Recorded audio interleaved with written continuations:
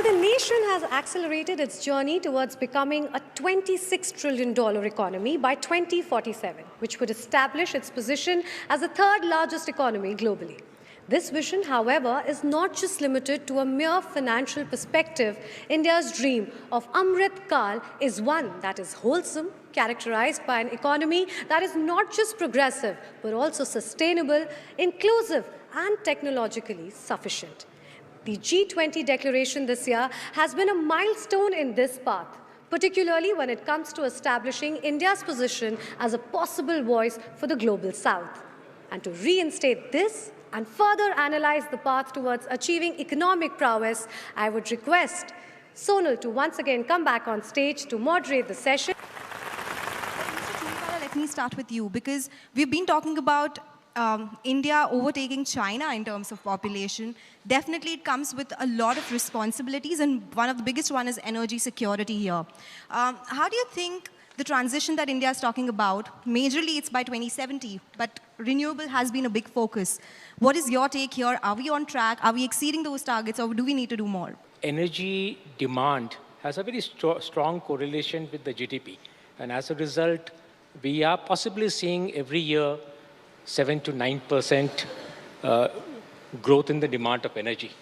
And of course, even now, when we look at our mix of energy supplies, predominantly is still coming from the fossil fuel. India is working on its clean and green mission.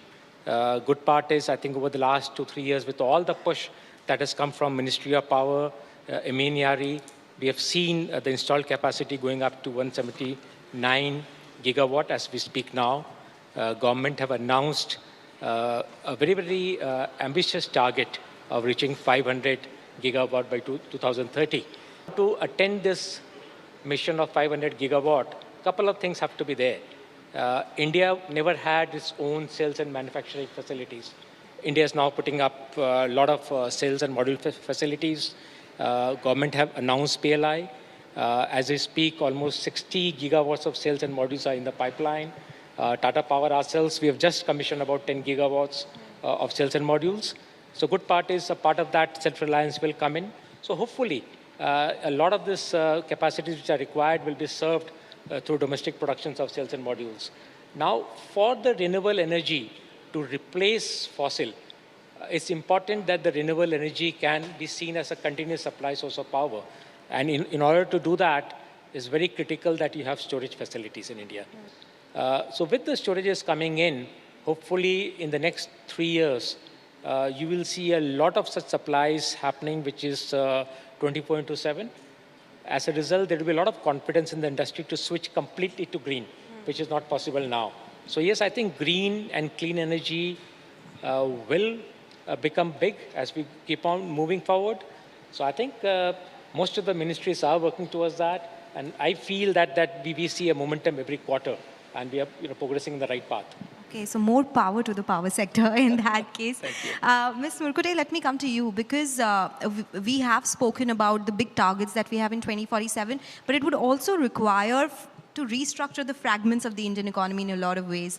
What are the sectors do you think we should be focusing on in order to ensure that the G20 targets that we had put out, COP28 targets that India has put out, we are able to achieve that in time by 2047? In terms of sectors, typically what we should be following. Now, if we see in the last 5 years and a decade or so, there has been a good amount of focus anyways on infra. And infra having a multiplier effect on GDP at close to 2.5 times. So that's definitely going to remain the mainstay. And those are the sectors which also kind of, generate a lot of employment generation. So when you're looking at, increasing the entire GDP growth, achieving a target which we have set, a tall order of $26 trillion economy by 2047, we should be clearly harnessing the entire capabilities that we have. One, in terms of innovation quotient, so be it healthcare, be it IT, we have a huge skilled workforce that is already available with India. So that is one key area that we should be focusing on. Secondly, in terms of all of the subsegments of infra, be it logistics, be be it construction, the base construction, textile, auto, you name anything. And a vast amount of opportunities are also building up in each of them. So at the same time, we should be also mindful to have that these sectors also provide for the sustainable growth and an inclusive growth, having more representation from micro markets, gender profile also kind of gets addressed. So once we're able to attract talent, harness them, we are definitely going to continue building on our strengths. And that, in a nutshell, would allow us to achieve the GDP growth that we have. Okay, so the GDP growth, for that we need tax growth as well, Mr. Mitra, because in G20 there have been a lot of conversation around taxing the digital economy. We have spoken about global minimum corporate tax. How important are these reforms in order to meet the targets that we have in terms of growth? You know, now our tax to GDP ratio is not very high. It might be about 12%. So you see, you know, it has to be increased. For example, in Spain, Portugal, they might have it more than 30% tax to GDP ratio. So see, that I'm sure, see, requires enhancement, but she was talking about technology. I think with technology coming in, even now, for example, we have this faceless assessment taking place. We have an annual information statement taking place. You see, with the technology coming in, everything is getting more and more transparent. And with this transparency coming in, I believe that the tax that is there, the tax revenue that the government has will certainly increase. Not only the direct tax revenue, also the indirect tax revenue by way of GST. And whatever they have spoken in the G20, I think those targets will be met. ICAI presents CA Business Leaders 40 Under 40 Season 2 in association with CNBC TV 18. CNBC TV 18. Process partner Care Edge Ratings. So let me come to you for that next question, Mr. Patki, because insurance for all is one of the other targets that we have put out, IRDA, that is. How important will technology be in that case, and what are the challenges in reaching that particular target? You know, this Amrit Kal, the theme of this panel discussion and theme across, it really excites everyone, right? Because I think the time that India is seeing now is among the best, and you know, we are kind of cruising ahead for next 25 years to reach 100. What does it mean to be insurance for all by 2047? And I'm excited not because I'm only from the part of the industry, but I have worked in economies where everybody is insured to the level that they just stop worrying and start living. And you know, I'm really happy that the government has taken up this initiative. We've got a very kind of dynamic regulator now who has kind of given us, you know, enablers over the past couple of years to make sure that, you know, we really achieve it. I think it's basically for us as an industry to achieve. Now, what are the issues? You know, I would initially say there are more enablers than issues. But if I have to really talk about issues, one essentially is that insurance in India is still a push product. It is bought, it is sold, not bought. So it's essentially about creating that awareness. We are actually assigned one state each to make sure that the awareness goes up. So I think it's a big challenge and big opportunity for us. And we're working towards it. Okay, that's very helpful and very interesting that insurance is actually a push product till now in India, and we need to work on that. Well, Mr. Shah, I'm coming to you towards the end. Also a reason because we can make different products, but we need logistics for them to reach the end point, right? So when we are talking about the 2047 targets, how can an efficient logistics sector help there? What are some of the parameters that you are looking at that would enable our 2047 goals when it comes to the logistics space? Let's understand one important thing is that if India were to grow and have the aspiration to be a manufacturing hub, which it is planning to have, and also it addresses a lot of our long-term concerns on employment and being a power in the world economic arena.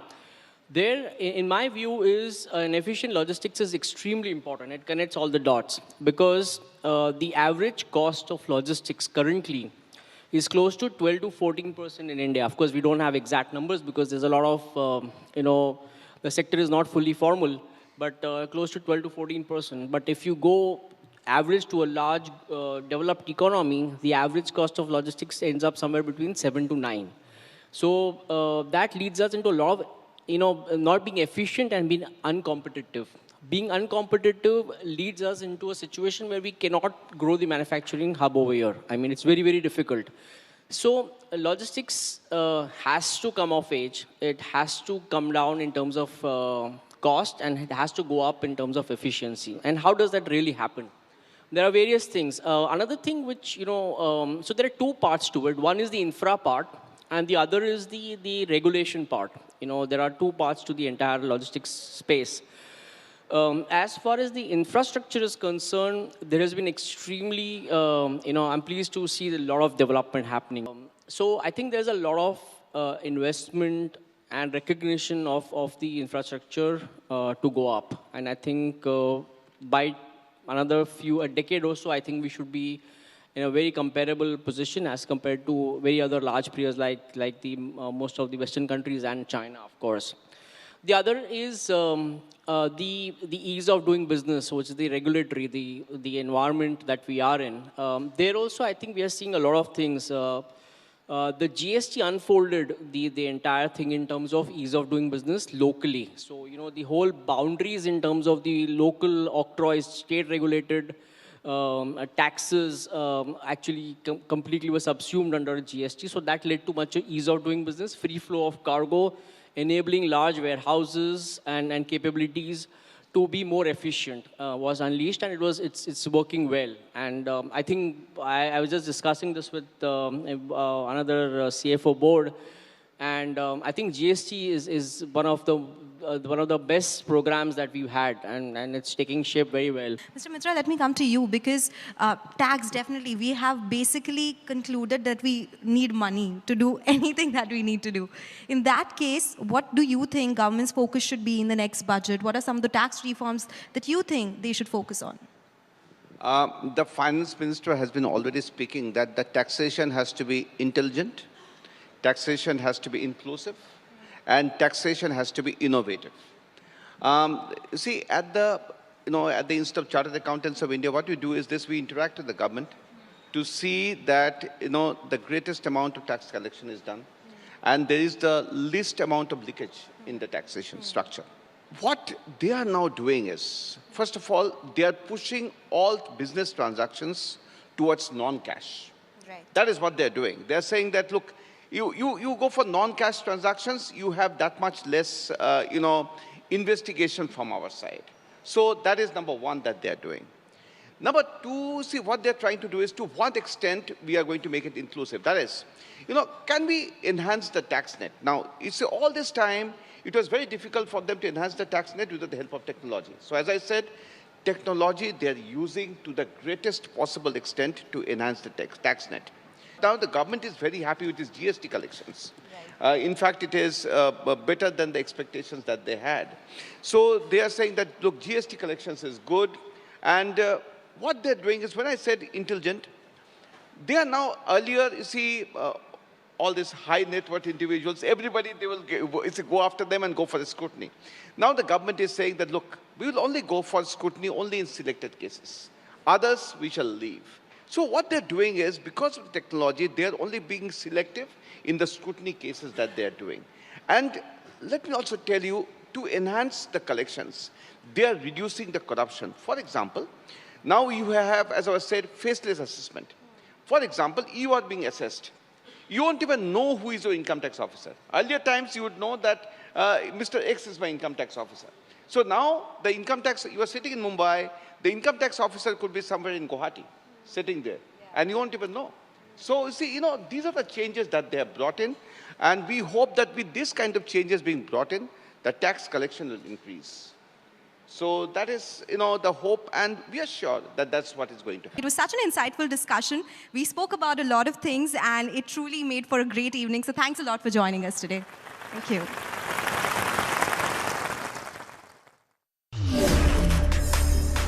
ICAI presents CA Business Leaders 40 Under 40 Season 2 in association with CNBC TV 18.